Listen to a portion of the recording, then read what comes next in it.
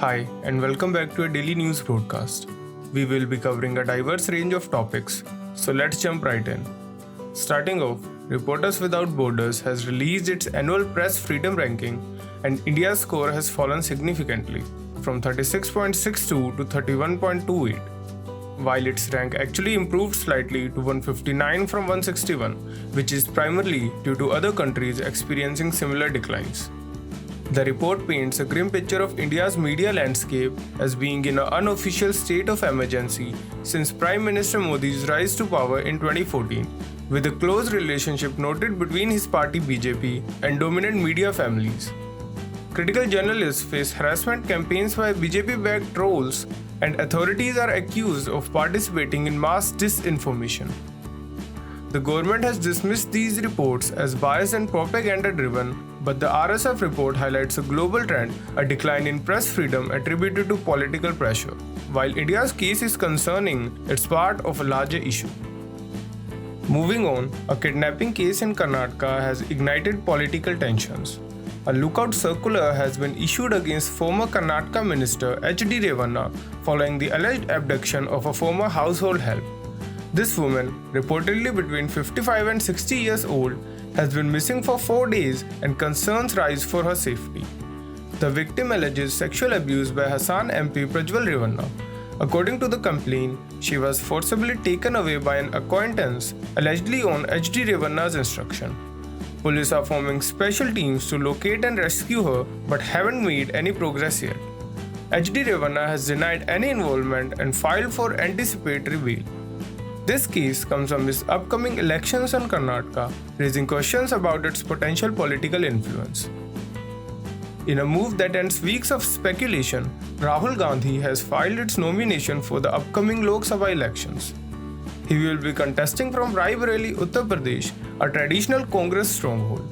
This decision comes as a surprise, as many expected him to defend Amethi, the constituency he previously held.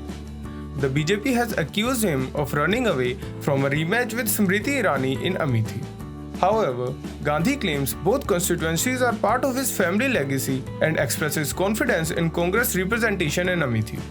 Rahul also used this opportunity to attack the BJP and RSS, accusing them of aiming to alter the constitution. He also raised concerns about the media bias and the electoral bond scheme, which critics argue allows for anonymous donations and potential corruption.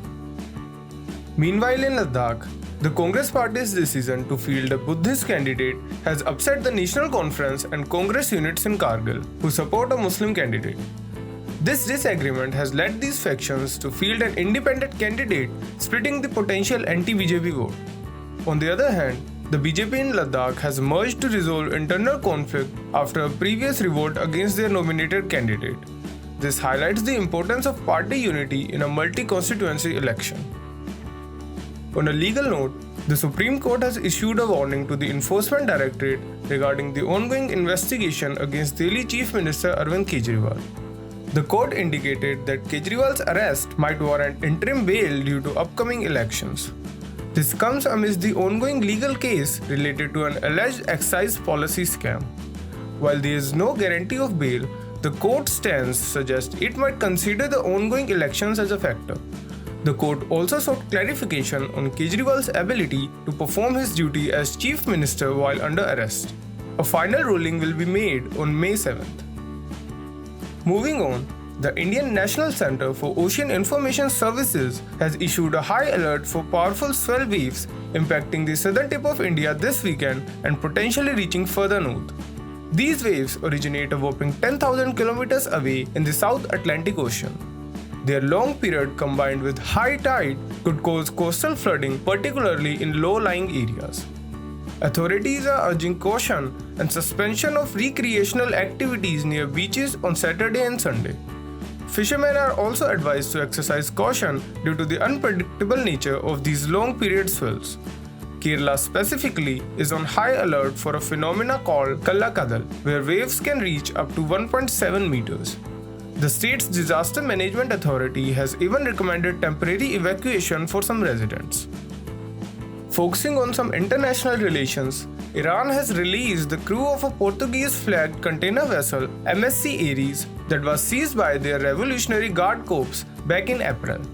This includes Indian sailors who were among the multinational crew.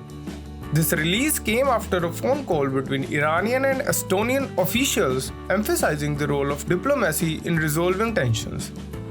Iran claims the ship turned off their radar in their territorial waters, justifying the detention under maritime rules. However, they have released all crew members on humanitarian grounds, although the captain will reportedly need to accompany them for processing before they can return to their home countries. This incident occurred amidst heightened tensions between Iran and the West, so the crew's release is a welcome sign of progress.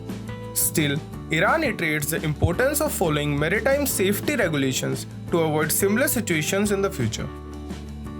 Turning to the ongoing conflict in Gaza, there is a glimmer of hope for a ceasefire as Hamas announced the delegation will be sent to Egypt for further talks.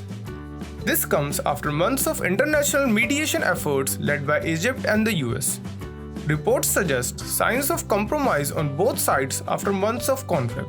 The human cost of the war has been devastating, with estimates suggesting it could take until 2040 to rebuild homes destroyed in Gaza. This highlights the long-term economic and development setbacks the region faces.